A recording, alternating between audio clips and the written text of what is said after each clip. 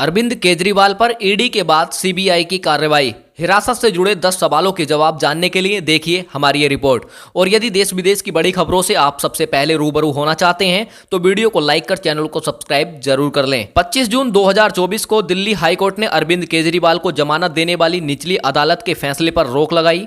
उसी रात CBI Tihar jail में बंद केजरीवाल से शराब नीति में हुए भ्रष्टाचार मामले में पूछताछ के लिए पहुंचती है और 26 जून की सुबह 76 दिनों से जेल में बंद केजरीवाल को दोबारा गिरफ्तार कर लिया जाता है। ईडी और सीबीआई के मामले कैसे होते हैं अलग, 10 जरूरी सवालों में जानेंगे।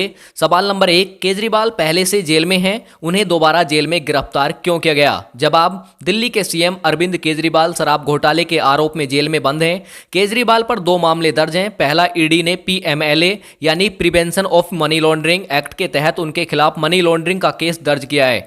ईडी ने केजरीवाल को 21 मार्च को गिरफ्तार किया था, बाद में कोर्ट ने उन्हें जेल भेज दिया।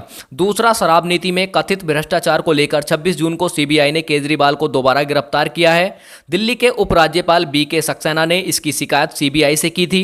चूंकि दोनों मामले अलग अलग दर्ज किए गए हैं, इसलिए इनमें गिरफ्तारी भी अलग अलग हुई है। सवाल नंबर 2, कथित शराब घोटाले में केजरीवाल के मामले में अब तक क्या क्या हुआ है? जवाब, केजरीवाल और उनकी आम आदमी पार्टी यानी कि आप पर दिल्ली शराब नीति में हेरफेर कर शराब व्यापारियों को फायदा पहुंचाने का आरोप है। इसके मुताबिक बदले में शराब व्यापारियों से 100 करोड़ रुपए की रिश्वत ली गई। आपने इस रिश्वत के पैसे को इस्तेमाल 2022 के गोवा विधानसभा चुनाव के दौरान किया। सवाल नंबर 3, केजरीवाल पर चल रहे सीबीआई और ईडी के मामलों में क्या फर्क है? जवाब, सीबीआई शराब नीति को लागू करने में हुई गड़बड़ी और अनियमितताओं की जांच कर रही है। सीबीआई का कहना है कि शराब के लाइसेंस बांटने में भ्रष्टाचार हुआ है। सीबीआई के शराब नीति के लागू होने के समय उसके लाइसेंस बांटने में हुई कथित पक्षपात लाइसेंस फीस कम करने की वजहों की जांच कर रही है। वहीं ईडी शराब नीति में मनी लॉन्ड्रिंग के आरोपों की जांच कर रही है। ईडी का कहना है कि इस नई शराब नीति में होलसेल बिजनेस ने 12% का कमीशन बुक किया, जिसमें से 6% आम आदमी पार्टी को दिया गया। ईडी ने यह भी आरोप लगाया है ऐसे लूप होल्स छोड़े गए हैं ताकि आम आदमी पार्टी को बैक एंड से पैसा मिलता रहे। सवाल नंबर 4, क्या मनी लॉन्ड्रिंग और भ्रष्टाचार के दोनों मामलों को मर्ज किया जा सकता है?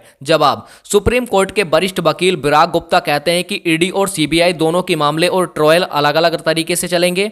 दोनों मामले अलग अलग कानून के तहत अलग अलग जांच एजेंसियां हैंडल कर रही हैं, इसलिए ये मर्ज नहीं किए जाएंगे। ईडी के मामले चार्जशीट दायर हो गई है और गिरफ्तारी के मामले में सुप्रीम कोर्ट का फैसला रिजर्व हो गया है। सीबीआई के मामले में जांच और चार्जशीट दाखिल करनी बाकी है। ईडी के मामलों में जमानत को लेकर सख्त नियम है। साल 2014 में सीआरपीसी कानून में बदलाव के बाद भ्रष्टाचार के मामलों में जमानत मिलना मुश्किल हो गया है। सवाल नंबर 5, अगर केजरीवाल को एक मामले में जमानत मिल जाती है तो क्या वो जेल से बाहर आ सकते हैं? जवाब, सुप्रीम कोर्ट की वकील तन्वी गुप्ता के मुताबिक अगर 2 मामलों में किसी व्यक्ति को गिरफ्तार किया गया है तो दोनों केस में जमानत मिलने पर ही वो जेल से बाहर आ सकते हैं।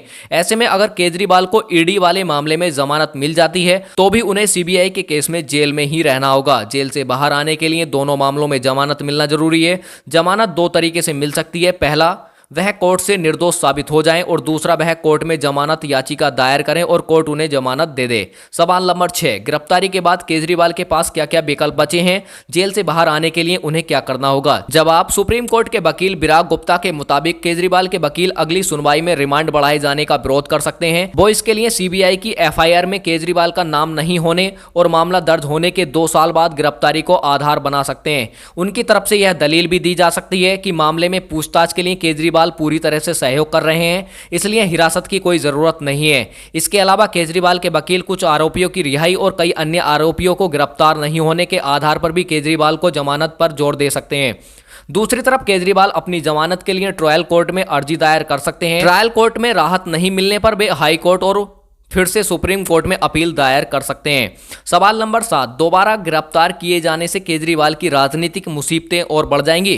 जवाब, पॉलिटिकल एक्सपर्ट रशीद किदवई के मुताबिक इससे केजरीवाल की राजनीतिक मुसीबतें बढ़ सकती हैं। केजरीवाल और आम आदमी पार्टी अपना जन समर्थन तेजी से खो रहे हैं। दिल्ली में लोकसभा चुनाव में आम आदमी पार्टी का प्रदर्शन बहुत अच्छा नहीं रहा। इसके चलते पार्टी पहले से ही राजनीतिक रूप से बैकफुट पर आ चुकी है। पार्टी में आत्मविश्वास की कमी है। ऐसे में केजरीवाल का एक और मामले में गिरफ्तार होना पार्टी की मुसीबतें बढ़ा सकता है। सवाल नंबर 8, क्या केजरीवाल पर सीएम पद से इस्तीफा देने का दबाव बढ़ सकता है? जवाब, रशीद किदवई बताते हैं कि केजरीवाल एक विचित्र स्थिति में फंसे हुए हैं।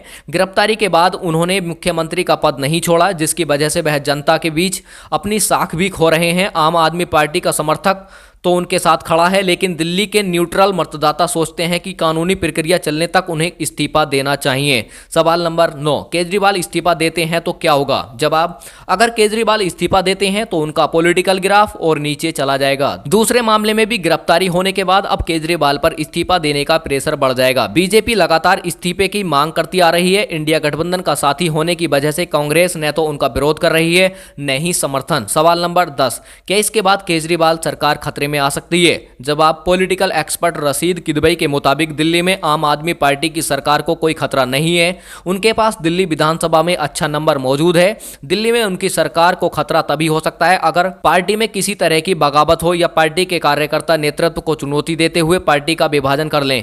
इसकी संभावनाएं न के बराबर हैं। वर्तमान सरकार को अभी किसी तरह का खतरा नहीं है।